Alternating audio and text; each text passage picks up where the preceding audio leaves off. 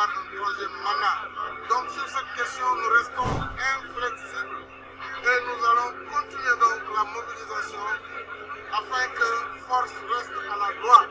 Et dans ce cadre, nous allons appeler nos compatriotes à venir nous rejoindre à la place de l'Obélisque pour exprimer de vive voix la détermination des populations afin que le président non seulement retire, vous nous dites qu'il ne s'agit pas aujourd'hui, mais également qu'il puisse respecter le choix du suffrage universel à la suite des élections locales.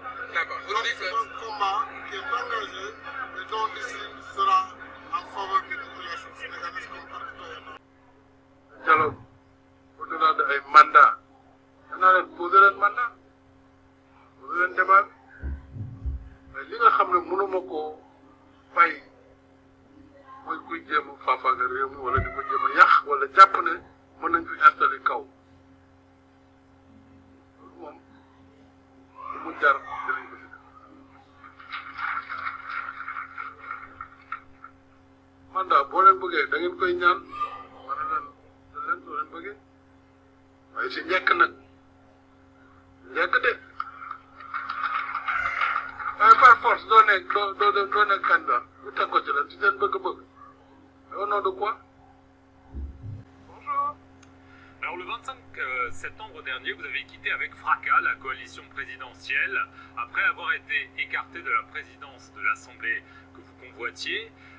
Alors ensuite, ça a occasionné la perte de sa majorité au groupe parlementaire présidentiel, mais surtout vous vous opposez frontalement au président. Alors est-ce que c'est parce que vous n'avez pas eu la présidence de l'Assemblée nationale ou est-ce que c'est pour des raisons plus fondamentales?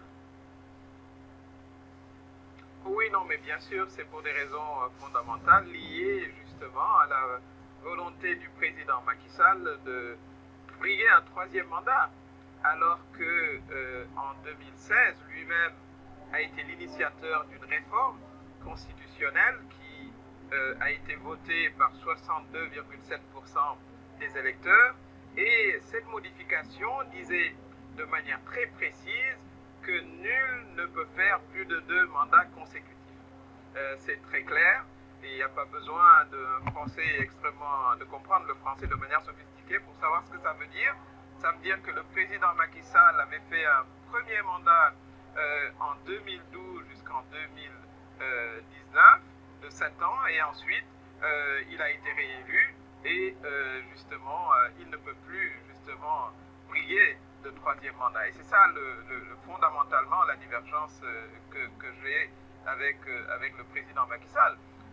Laquelle divergence d'ailleurs s'était réglée puisque moi-même je suis devenu à un moment député non inscrit, constatant justement cette divergence fondamentale. Mais depuis lors, il y a 1 mois et demi, j'ai été illégalement expulsé de l'Assemblée nationale par le groupe Benno Bokk Yakaar auquel je n'appartenais plus, en totale violation bien sûr de la loi.